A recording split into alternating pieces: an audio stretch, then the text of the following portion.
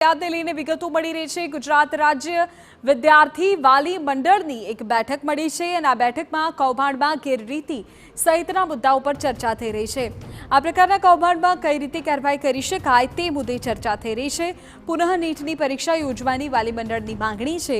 સમગ્ર દેશના વિદ્યાર્થીઓનું ભાવિ જોખમાયું હોવાના વાલીઓના આક્ષેપ છે। હાલના તબક્કે કાઉન્સેલિંગ પર રોક લગાવવામાં આવે તેવી માંગણી।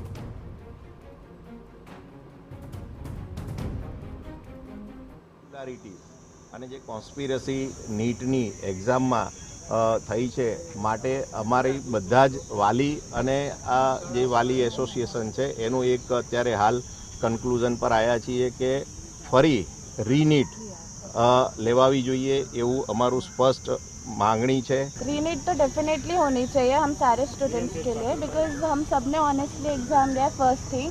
एंड सेकेंड थिंग कि इफ़ रीनीट का जो चल रहा है कि रीनीट ना ले तो वी डिमांड कि काउंसलिंग तक तो आप वेट करो, लाइक सुप्रीम कोर्ट के रिजल्ट्स के बाद आप काउंसलिंग के लिए फाइनलाइज करिए।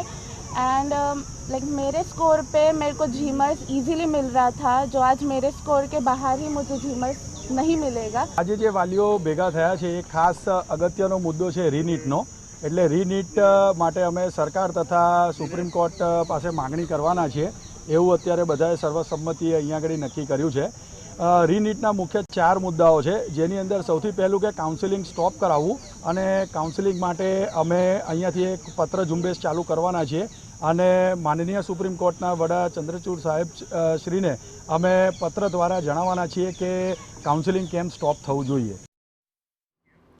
રાજકોટમાં ટીઆરપી ગેમ ઝોન આ કાંડના મામલે જાણકારી